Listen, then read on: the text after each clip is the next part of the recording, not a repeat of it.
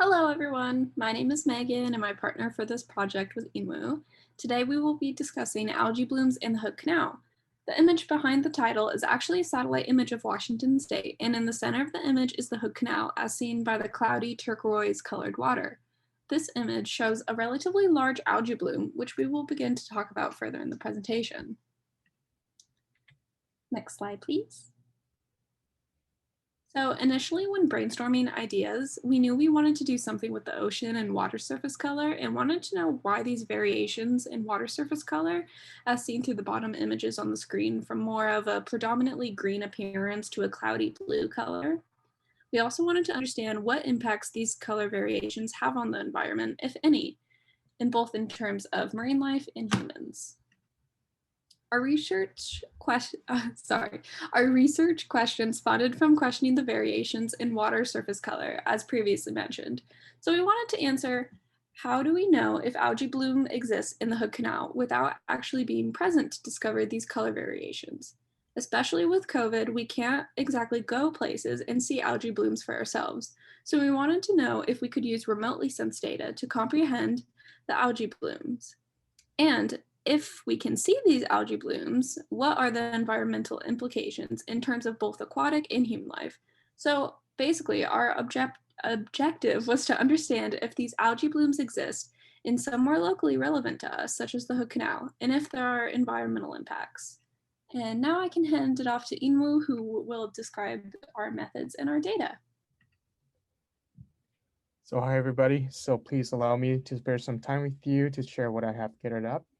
So firstly, I downloaded the map image from Globus and imported it on the software called ArcGIS Pro. And by using composite bands, I generated multiple different type of map images with different colors. And composite band, it creates a single raster data set from multiple bands. And the function actually allows you to combine rasters to form a multi-band image. And there are several different input sources that can be used within the composite bands function. So as you look at the map data shown on the screen, it shows different colors. And if you pay attention to the Hood Canal region in Puget Sound, even though they're same water source, it shows different features. So if you look at Hood Canal, it looks pretty milky and cloudy. And you can actually kind of infer something's going on in the Hood Canal, right? And oops. So if you look on the left side, I use band number 4 and number 3, number 2. And on the right side, I use band number 2 and 1 and 2 and 4. And I've done pretty much the same thing with this map image. In this case, I used band number 5 and band number 3 and band number 1. I also use the standard deviation classification method, and it shows you how much a feature's attribute value varies from the mean. The mean and standard deviation are calculated automatically. Like in this case, class breaks are created with equal value ranges that are a proportion of the standard deviation using mean values and the standard deviations from the mean. So we will still see there is a clear difference between the Puget Sound area and the Hood Canal. On this slide, I use two significant method to make a clear analyze that there is algae bloom in Hood Canal. Firstly, if you look on the left side, I used NDMI analysis method. NDMI stands for the Normalized Difference Moisture Index, and it is sensitive to the moisture levels in vegetation, and it is actually used to monitor droughts and as well as fuel levels in fire-prone areas. And it also uses a near-infrared and shortwave infrared. And then actually, if you still look on the left side, Darker area tells us that the region reflects less moisture than other brighter areas. Hood Canal shows the darkest compared to other local regions, even darker than the land vegetation.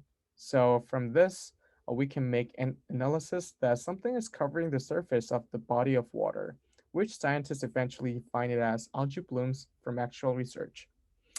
On the right side, if you look on the right side of the map image, I used pretty colorful analysis method, which is called NDVI, which stands for the Normalized Difference Vegetation Index.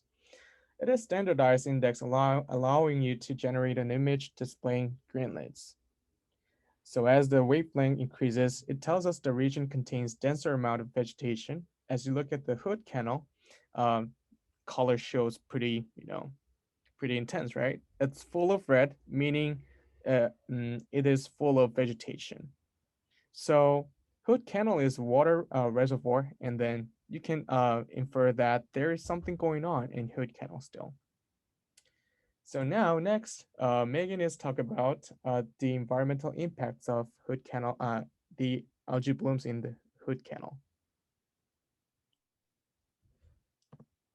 Right. So, as Inwoo mentioned, the moisture and vegetation index show us just how much environmental impact these algae blooms can cause. In general, algae blooms cause a depletion of oxygen in the water and therefore result in a loss of marine life, which is terrible for both aquatic life, populations, and human food chains. The sheet of algae, as seen by the bright red view of the Hood Canal, as Inwoo has mentioned and described in the vegetation index, this represents how blooms block out the sunlight from reaching beyond the surface, so they not only deplete the oxygen content, but also block out all sunlight. And they can even block fish gills. So, to conclude, and answer our research question, we can understand if there are algae blooms present by using remotely sensed data, such as extracting data from various band compositions, as well as analyze the values collected by both the vegetation and moisture index, as Inwoo previously mentioned. Thank you guys so much for listening to our presentation, and our last slide just lists some resources that we used throughout our presentation. Thank you so much.